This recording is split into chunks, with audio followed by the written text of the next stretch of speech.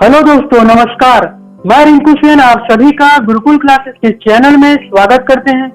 आज का टॉपिक है पंडो जनजाति। पंडो जनजाति इस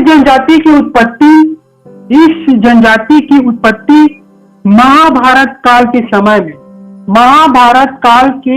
में जब पांडव अज्ञातवास में थे, यानी कि उनको अज्ञातवास वनवास हुआ था, तब उस समय में पांडव छत्तीसगढ़ के यानी कि उस समय में क्या नाम था? दक्षिण कोसल नाम था। ये दक्षिण कोसल के सरगुजा संभाग यानी कि सरगुजा क्षेत्रों में पांडव निवास करने लग गए थे कुछ समय के लिए। तब उस समय के कुछ सैकड़ों निवासी थे, तो कुछ जो निवासी जो थे उन्होंने पांडवों की बहुत मदद की। उन्होंने कंदमूल जैसे भोजन पदार्थ पांडव के लिए उन्होंने इकट्ठा किया और ये रोज कार्य उनका होता था। इनके अलावा जो पंडो जनजाति के जो निवासी जो थे, जो उस समय में पंडो का नामकरण उस समय में नहीं था, तब उस समय वहां के लोग जो थे उनके द्वारा द्रौपदी को बांस का बर्तन बनाना भी उन्होंने सिखाया। और उनके साथ साथ अर्जुन ने जो पंडो जनजाति को तीर चलाना भी अर्जुन ने सिखाया था। तो देखिए यहाँ पर इस प्रकार से जो इस जनजाति की उत्पत्ति हुआ और इस वजह से इसका नामकरण क्या हुआ? पंडो जनजाति। पांडव से पंडो जनजाति इसका नामकरण हुआ। तो ये जनजाति जो है तीर चलाने में बहुत ही ज्यादा निपुण है, धनुष तीर चलाने में निपुण है। इनके अलावा यह जनजाति बांस का कार्य भी करते हैं। देखिए बांस का कार्य करते हैं। इससे पहले हमने देखा था कि कमार जनजाति के लोग जो थे ये बांस का कार्य करते थे। बांस का बर्तन शिल्पकला बनाने का कार्य में निपुण है। इनके अलावा बांस का कार्य पंडो जनजाति के भी लोग भी करते हैं। तो देखिए इस जनजाति के लोग का निवास स्थान कहाँ है? ये सरगुजा संभाग में इस जनजाति का निवास स्थान है। सरगुजा संभाग में इनका प्रमुख तौर पर कोरिया, सरगुजा और सूरजपुर के क्षेत्रों में पंडो जनजातियों का निवास स्थान है और सरगुजा संभाग में इस जनजाति का निवास स्थान है। तो ये आपको याद रखना है, आपको बिल्कुल भी नहीं भूलना है। अब देखिए इस जनजाति के लोग जो है छत्तीसगढ़ सरकार के द्वारा दो विशेष पिछड़ी जनजाति में शामिल किया गया। एक तो पंडो जनजाति को शामिल किया गया है और दूसरा है भुजिया। दूसरा जो जनजाति है भुजिया, छत्तीसगढ़ सरकार के द्वारा दो जनजातियों को विशेष पिछड़ी जनजाति में शामिल किया गया है। तो ये आपको याद रखना है, आपको नहीं भूलना है, क्योंकि केंद्र सरकार के द्वारा 5 विशेष पिछड़ी जनजाति को शामिल किया गया है और राज्य सरकार के द्वारा 2 भुजिया और पंडो को शामिल किया गया है। तो इस टॉपिक में हम पंडो जनजाति के बारे में पढ़ेंगे। इसके बाद जो नेक्स्ट टॉपिक आएगा उसमें हम पढ़ेंगे भुजिया जनजाति के बारे में। तो देखिए भुजिया जनजाति के 2 प्रकार की उपजाति हैं, उसको हम देखते हैं। देखिए महाभारत काल के समय में इसकी उत्पत्ति के बाद इसका हम देखते हैं उपजाति। इनका प्रमुख तौर पर 2 प्रकार की उपजाति है। निवास के आधार पर इनका 2 उपजाति है। एक है आपका सरगुजिया यानी कि सरगुजा के क्षेत्रों में निवास करने वाले, और दूसरा जो है उत्तरांश के जो निवासी है कोरिया और सूरजपुर के क्षेत्रों में निवास करने वाले, उत्तर के क्षेत्रों में निवास करने वाले ये जनजाति है। इसी वजह से इसका नामकरण हो गया उत्तरांश। और सरगुजा के जिलों में निवास करने वाले पंडो जनजाति को बोलते हैं सरगुजिया। अब देखिए इस जनजाति के लोगों में गोत्र होता है। जैसे कि इससे पहले हमने देखा था कि इससे पहले जो जनजाति जो थे गोत्र को टोटम कहते थे, लेकिन इस जनजाति के लोग गोत्र को टोटम नहीं कहते हैं। ये आपको ध्यान में रखना है। तो इस जनजाति के हम गोत्र को देखते हैं। बहुत सारे गोत्र है, उसके बारे में हम देखते हैं। देखिए इस जनजाति में गोत्र प्रचलित है जिनमें से प्रमुख है मरकाम, पिपरिया, गोसाई, मंसूर, मरकाम, पिपरिया, गोसाई, मंसूर और लास्ट है मनिंगा। ठीक है, मरकाम, पिपरिया, गोसाई, मंसूर, मनिंगा, ये इनका क्या है, प्रमुख तौर पर इनका गोत्र है। टोटल नहीं कहते हैं, ये आपको ध्यान में रखना है। इनके अलावा इनका जब विवाह होता है तो विवाह में समगोत्र निषेध है। समगोत्र निषेध है, यानी कि कहने का मतलब ये है कि जो लड़की और लड़का समान गोत्र का नहीं होना चाहिए। अगर समान गोत्र का होता है तो यहाँ पर लड़का और लड़की का विवाह नहीं किया जाता है।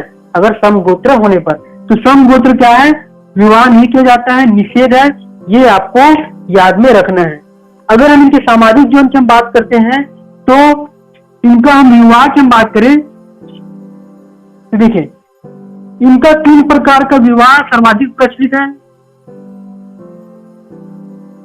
एक है ढुकू विवाह, पहला है ढुकू विवाह, दूसरा है चूड़ी पहनावा विवाह, और तीसरा जो है इसको बोला जाता है बरोखी विवाह। थोड़ा डिफिकल्ट नाम है, आपको थोड़ा आसान याद करना है। बरोखी विवाह, चूड़ी और ढुकू विवाह। ढुकू विवाह को कहते हैं हट, चूड़ी विवाह को कहते हैं विधवा विवाह। देखिए, ढुकू विवाह में होता क्या है कि जो लड़की जो है लड़के के घर में हट में आकर वो रहने लग जाती है, और इस प्रकार के विवाह को क्या कहते हैं, ढुकू विवाह। दूसरा है चूड़ी विवाह, जब लड़की विधवा हो जाती है, तब विधवा होने के बाद जब दोबारा जो विवाह होता है जिसको बोला जाता है चूड़ी पहनावा विवाह या विधवा विवाह। और तीसरा जो है बरोखी विवाह। बरोखी विवाह पंडो जनजाति में सर्वाधिक प्रचलित विवाह है।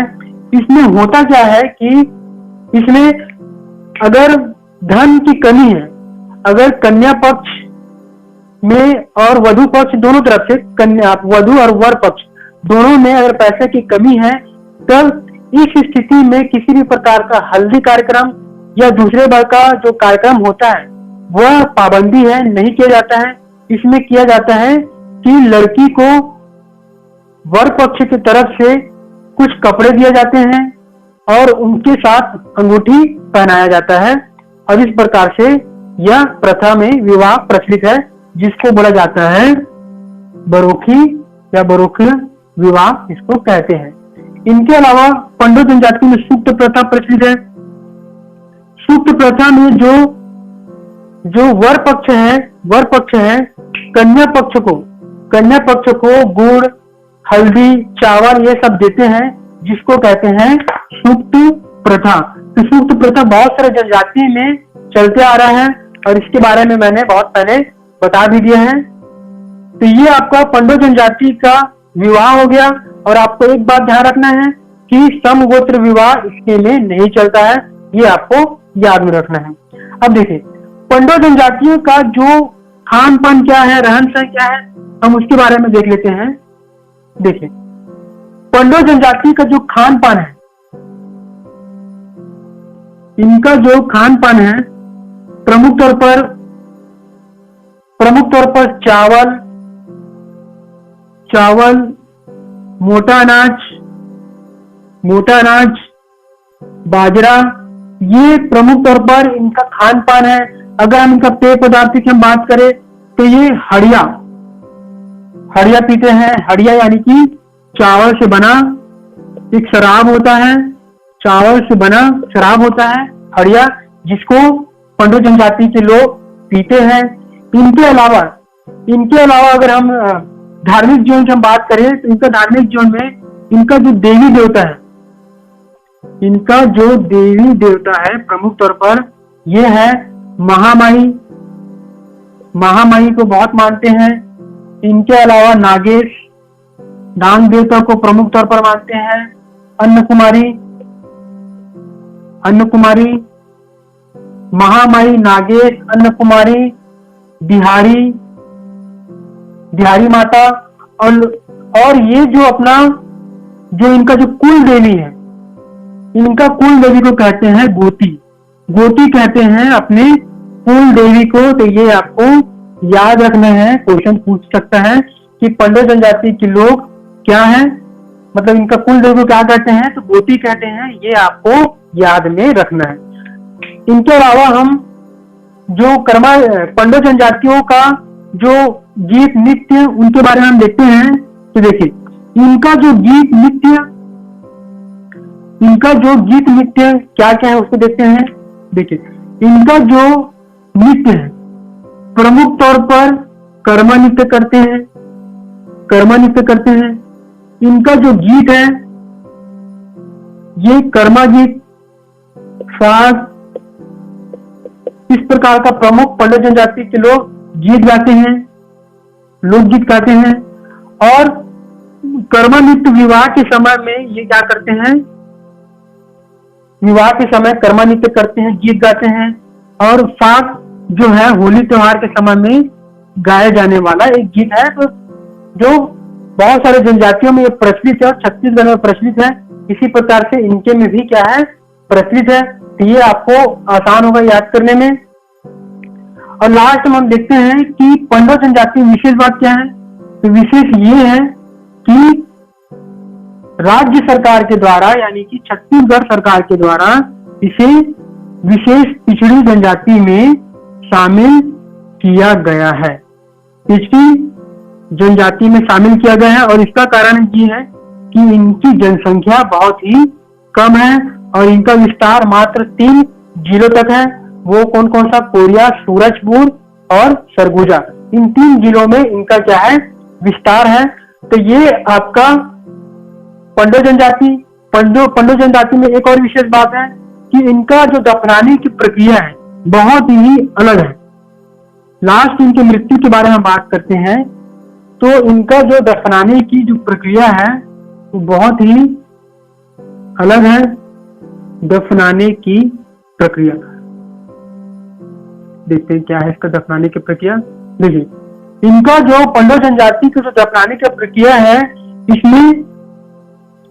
इसमें जो पुरुष है, जो पुरुष होता है, जब पुरुष को दफनाया जाता है तो पुरुष को दफनाने के लिए उसका प्रतीक चिन्ह इसमें रखा जाता है।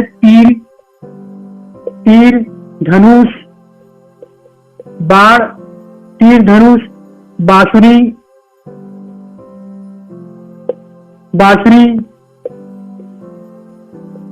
मिट्टी का हल।